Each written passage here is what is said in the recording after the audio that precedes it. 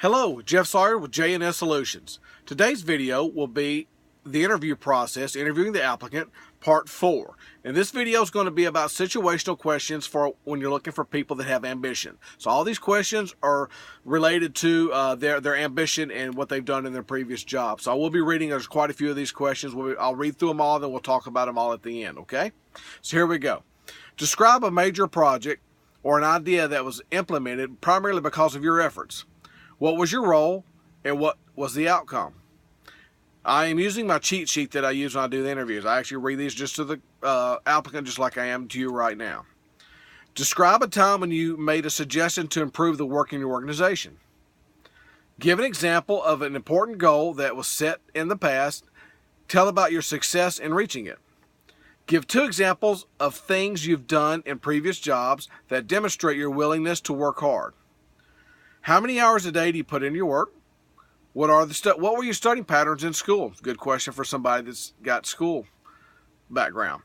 Tell us about the time when you had to go above and beyond the call of duty in order to get a job done. That's a huge one. I ask that one quite often. Quite often. Tell us about a time when your job you had to complete and you were able to focus on your attention on your efforts to get it done. Tell me about a time when you were particularly effective in prioritizing tasks and completing a project on schedule. Tell me about a time when you undertook a project that demanded a lot of initiative. Tell me how you keep your job knowledge current and on the ongoing changes in the industry. We all know that change is inevitable in the business world, so it is important to know how they keep track of things that are changing, because it is a constant changing world, and your business should be changing to keep up with the times. If your business isn't changing, you're falling behind.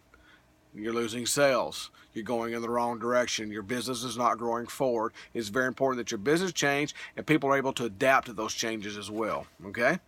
There are times when we work without close supervision or support to get a job done. Tell me about a time when you find yourself in such a situation and how things turned out.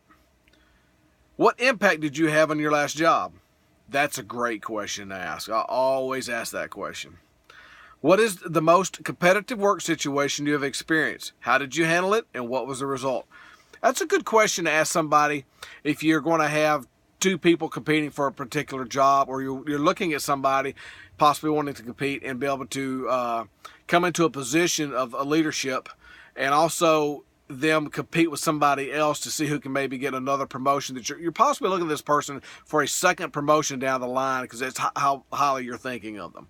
So I'll typically write out 3 or 4 of these questions throughout my interview, okay? What is the riskiest decision you've made? What was the situation, and what was the outcome? What kind of challenges do you face at your last job? Give an example of how you handled them. What projects have you started on your own recently, and what prompted you to get started? What sort of things have you done to become better qualified for your career? What is the best idea you come up with in your career, and how did you apply it?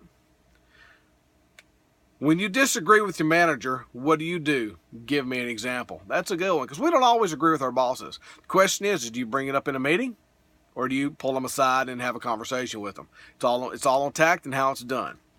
But when you leave a lot of work to do, how do you get it all done? Give me an example. So here again, these are just questions for that you're looking at to see if people are self-starters, see how ambitious they are, because you don't want to be holding people's hand all day long.